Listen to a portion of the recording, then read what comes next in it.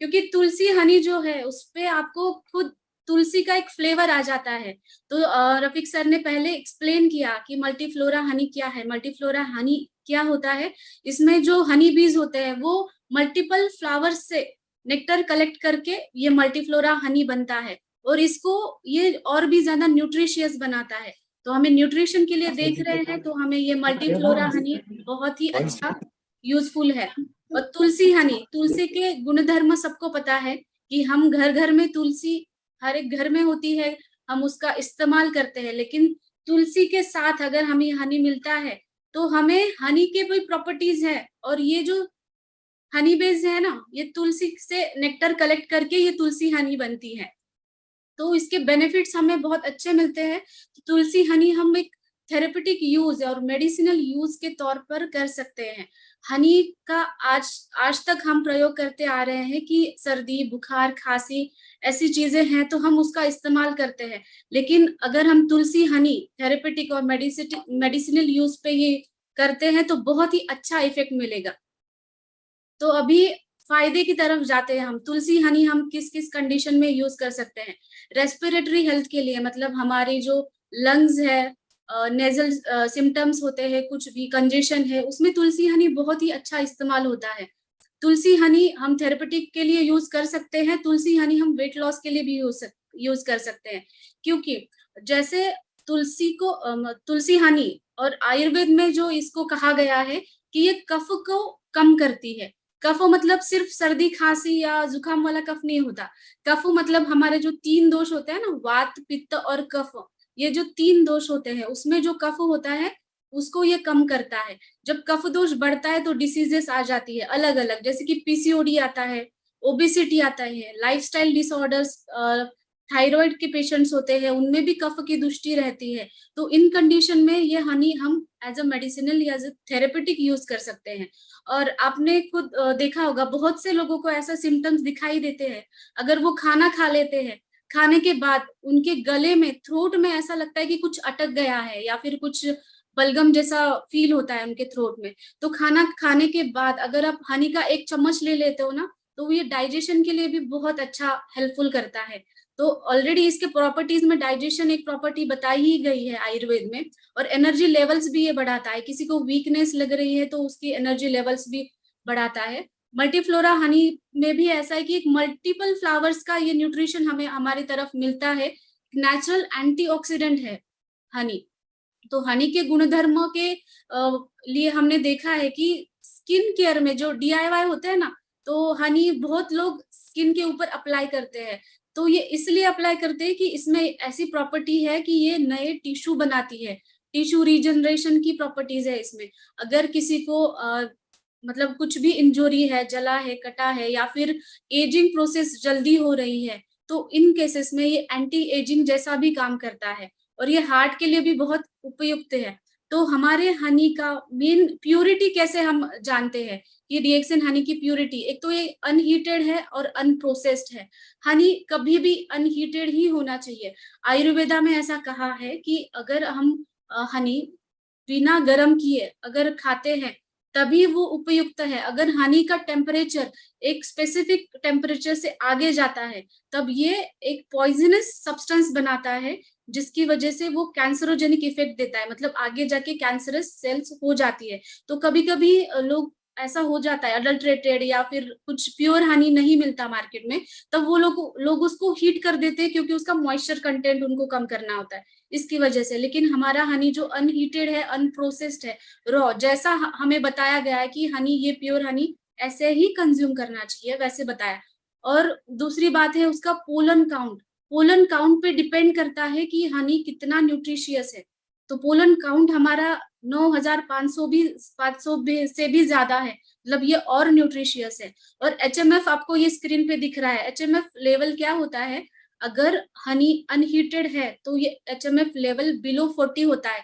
अगर एचएमएफ लेवल ज्यादा बढ़ जाता है अबव 40, इसका मतलब है ये इम्प्योर हनी है या फिर ये प्रोसेस्ड हनी है। तो हमारे हनी का ये ऑथेंटिसिटी टेस्ट है एक, कि एचएमएफ बिलो 40 है। ऊपर नो एडेड शुगर, स्वीटनेस के लिए एडल्ट्रेशन होता है, शुगर ऐड करते हैं लोग, लेकिन ये प्योर हनी है तो हमारे हनी में शुगर एडेड नहीं है। और हमें जैसे कि स्वीटनेस में अगर शुगर का अच्छा रिप्लेसमेंट है तो हमारा हनी अच्छा रिप्लेसमेंट हो सकता है। तो आप उसको आपके शुगर से रिप्लेस करेंगे तो आपके हेल्थ बेनिफिट्स भी आपको ज्यादा मिल सकती है। और ये आपको दिख रहा है EU standard with NMR testing. ये क्वालिटी एश्योरेंस का टेस्ट है। न्यूक्लियर मैग्नेटिक रेजोनेंस टेस्ट एक पावरफुल टूल होता है ये टेस्ट करने का हनी का ऑथेंटिफिकेशन, मतलब इसमें जो केमिकल कंस्टिट्यूएंट्स है वो एकदम ठीक तरीके से है या नहीं है, या फिर इसमें कुछ मिलावट तो नहीं है, उसकी ये टेस्ट है। तो हमारे यहाँ ये क्वालिटी एश्योरेंस भी टेस्ट हो चुकी है, मतलब ये पूरे जो क्राइटेरियाज होते हैं प्योर हनी के वो हमारे रिएक्शन हनी के साथ में आपको मिलेंगे। तो आयुर्वेदा में ऑलरेडी ये मेंशन किया है कि हनी को रॉ यूज करना चाहिए, कुकिंग बेकिंग में यूज नहीं करना चाहिए हनी को। और वेट लॉस के लिए भी देखा गया है कि लोग बॉइलिंग वाटर में हनी यूज करते हैं। आप वार्म वाटर में यूज करो, मतलब जो भी ड्रिंकेबल वाटर है ना टेम्परेचर उसका, उसमें आप यूज करते हो तो उसके रिजल्ट्स बहुत अच्छे मिल जाते हैं। और मॉडर्न साइंस में भी ये बात बताई गई है कि अगर हम हनी हीट करते हैं तो उसमें एक सब्सटेंस तैयार होता है, वो टॉक्सिन लेवल बढ़ाता है शरीर के अंदर। वो टॉक्सिन लेवल बढ़ के उसका इफेक्ट कार्सिनोजेनिक हो जाता है, कैंसर की तरफ परिवर्तित होते जाता है। तो हमने देखा है कि आजकल कैंसर के पेशेंट्स भी बहुत बढ़े हैं। लोग अच्छी लाइफस्टाइल फॉलो करते हैं, अच्छा डाइट फॉलो करते हैं, फिर भी कैंसर की बीमारी क्यों बढ़ रही है? तो ऐसे कुछ कुछ चीजें हैं, कुछ मिलावटी या बनावटी चीजें हमें मिल जाती है, हम कंज्यूम कर लेते हैं, तो ये इफेक्ट्स ऐसे ऐसे धीरे मिल जाते हैं। और साथ ही में अगर हनी को हीट किया तो एक पेरोक्सीसाइड्स शरीर में तैयार होते हैं, वो जो अनहेल्दी रहते हैं हमारे लिए। तो मैंने अभी एक श्लोक बताया है आयुर्वेद का, ये संस्कृत में है लेकिन मैं इसका मीनिंग आपको बताऊंगी। इसका मीनिंग इसलिए जरूरी है आपके लिए जानना, क्योंकि अगर आपको पता चलता है कि आयुर्वेद संहिताओं में क्या क्या बताया गया है हनी के बारे में, तो सिर्फ सबको पता है कि हनी वेट लॉस में यूज होता है, सर्दी खांसी में यूज होता है, लेकिन उसके अलावा भी क्या क्या बेनिफिट्स हैं जो हमारे ग्रंथों में बताए गए हैं, हम वैसे ही सेम अप्लाई कर सकते हैं। मतलब इसके लिए कुछ रिजल्ट की जरूरत नहीं होती है, आयुर्वेद के ग्रंथों में जो बताया गया है उसके लिए कुछ प्रूफ की जरूरत नहीं होती। ऑलरेडी ये प्रूवन बेनिफिट्स उन्होंने बताए गए हैं। तो मैं इसका आपको ट्रांसलेशन बताती हूँ। तो चक्षुष्य कहा गया है हनी को। तो आपको सबको पता है कि शहद का मतलब आपके पुराने घर में ट्रेडिशनली ऐसा बताया जाता है कि हमारा शहद आंखों के लिए बहुत अच्छा होता है। तो आंखों के लिए पहले जमाने में लोग आंखों के अंदर लगा देते थे, जैसे कि अंजन है। आजकल तो कोई नहीं लगाता, लेकिन हम इंटरनली तो वो कंज्यूम कर सकते हैं, क्योंकि आंखों की बीमारियां जैसे कि आंखों का ड्राइनेस होना या फिर बच्चों में भी कम उम्र में चश्मा लग जाना, ये चीजें हमें दिखाई दे रही है। तो आंखों के लिए बहुत ही अच्छा बताया गया है। और आंख जो है ना वो उसमें तेज महाभूत रहता है। तेज महाभूत पता है ना सबको, जो उसका काम होता है उष्णता, ऐसा कहा जाता है। और उससे उसको कफ से एलर्जी है, कफ नहीं बढ़ना चाहिए, तभी हमारी आंखें अच्छे से रह जाती है, मतलब तेज महाभूत अच्छे से रहता है। तो इसका मतलब है अगर हम हनी इस्तेमाल करते हैं तो कफ है वो कफ कम हो जाता है। कभी कभी ब्लड विजन भी दिखाई देता है, इसका मतलब होता है कि वहां पे कफ का एक लेयर बन रहा है। ओके, तो ये बहुत अच्छा आंखों के लिए भी काम करता है। यहाँ पे आपको कफ के बारे में बताया। और विष विष का मीनिंग क्या होता है आज डे टू डे लाइफ में?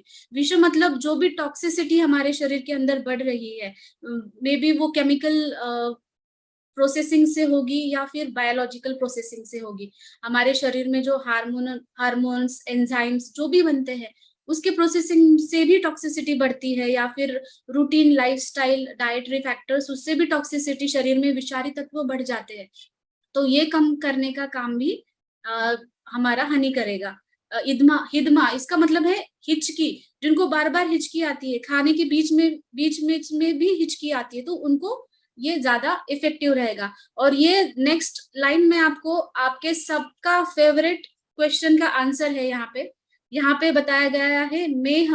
मेह का अर्थ है प्रमेह। प्रमेह मतलब ये डायबिटीज कहा जाता है आयुर्वेद में मेह को। तो बहुत लोगों ने मुझे ये क्वेश्चन किया था कि डायबिटीज में दे सकते हैं या नहीं दे सकते।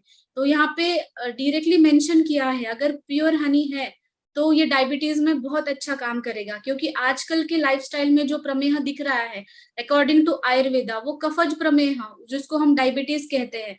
तो उसमें क्या हो रहा है कि टॉक्सिसिटी लेवल या शरीर में अनडाइजेस्टेड फूड है वो बढ़ रहा है, इसकी वजह से कफ ज्यादा बढ़ने की वजह से प्रमेह बन रहा है। तो प्रमेह में हमारा हनी, शहद, ये बहुत ही अच्छा काम करेगा। कुष्ठ, कुष्ठ का मीनिंग हम ये कर सकते हैं कि स्किन डिसीजेस के ऊपर।